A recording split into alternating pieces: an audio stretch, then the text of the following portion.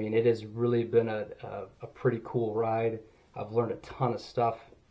It's definitely been really, really fun. So I've been, that's how I got into it, really, is my grandma. So I'll post a picture so you guys can see my grandma. Like I said, she's 92 years old, and she loves to make syrup with me, and it just warms my heart to see her reaction and how she interacts with me while I'm making syrup. It's really cool. And there's something really cool that I'm going to show you guys here, probably about a half of a month, maybe at the beginning of April and May. There's something that I've been working on with somebody that I want to show you guys that's going to be really cool. Just kind of highlight how I got into this and how this all got started. So yeah, I love wearing Huck stuff, man. I've loved this stuff, especially it's got all the vents in it and everything. I do like wearing this for fishing. So, and I do like the hoods now, the hoods that come on these. So I hate wearing sunscreen. Fishing like Tarzan, you know what I'm talking about. So yeah. So how long was another question that I got asked. So I've been making syrup now probably for about, I think 6 years actually. And I've really been keeping track for I think the past 5 years. Let me pull my log up here real quick. So yeah, so I've probably been making syrup about 5 or 6 years. I've really only been tracking it for the past 4 seasons. And I made that video post where I showed you guys over the years how many taps I started with. So I very first started off with 47 taps back in 2017. And I collected 386 gallons of sap. And I made 4.49 gallons of, or no, sorry, 9.9 gallons of syrup from 386 gallons of sap. So my sap to syrup ratio, it took me 38 gallons of sap to make 1 gallon of syrup back in 2017. In 2018, I put 81 taps in, so I almost doubled my taps. I did 784 gallons of sap, and I made 13 gallons of syrup. So my sap to syrup ratio that year was 41 gallons of sap to 1 gallon of syrup. 2019, I did 165 taps, so I really bumped up the amount of taps that I did. So I did 880 gallons of sap, and I made 27.58 gallons of syrup. So my sap to syrup ratio was only 31 gallons of sap to make 1 gallon of syrup.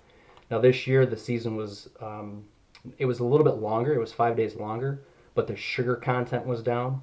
So that means I did 167 taps, so 2 more taps, and I got 1,015 gallons of sap and only made 26 gallons of syrup. So this year, my sap to syrup ratio was 37, pretty much 38 gallons of sap per 1 gallon of syrup. So for those of you that didn't get to see my process, it takes roughly 35 to 40 gallons of sap to get 1 gallon of syrup, and that's why it's so expensive, because it takes so much time to boil it down.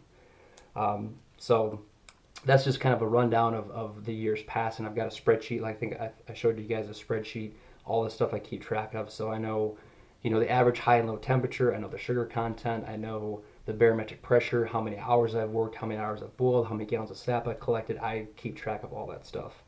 So just this year alone, I've got 260 hours in worth of work to make 26 gallons of syrup. I had to boil for 58 and a half hours to get that 26 gallons of syrup, but I had 260 hours worth of work. So someone asked another question, is there money in making syrup? There is, but not at my level. I don't do it for the money. I just do it because I really love to make something that people really enjoy eating. And it's so cool to get those reactions and to get that feedback about how good the syrup is, because a lot of people just aren't used to, this kind of quality of syrup.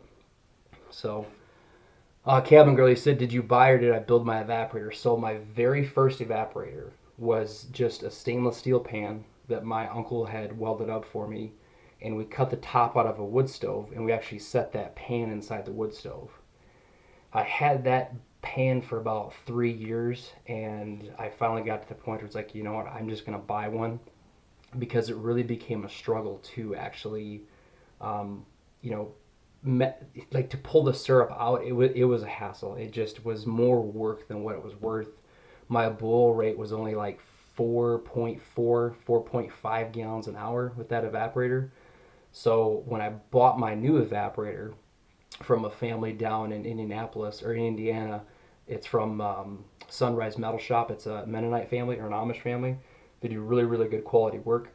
But I bought that evaporator and my boil rate went from 4.5 gallons an hour to where I'm averaging about 17.5 gallons an hour boil rate now. So that's a huge increase in boil rate, and there's no way that I could actually manage the amount of sap I get daily if I didn't have that type of evaporator. So, um, yeah, I hear you, Maple Dude. It's I've got a 2x4 channel flat pan, top load feed, a manual feed. I don't even have a float box yet. I do have one, but it's not hooked up. And yeah, I've got no RO, so I keep track of all this stuff because this actually helps me justify um, adding more equipment or adding more taps. I know exactly what I'm getting myself into if I add more taps or adding an RO system, because that obviously is going to reduce your boil rate. So that's why I keep track of all this data, so I exactly know what kind of investments I need to make my process more efficient. So let's see. So how long is there money in it? So I gotta. So what makes the channel type cook faster? So the channel's actually not that it makes it cook faster. It's just more surface area. So the more surface area you have over your firebox, the faster your boil rate is. Okay. But the channel, the 3-channel pan, I can actually draw a quick picture of it and show you. I tried to show you during the season, and I'll show you the flow. And my handwriting is terrible.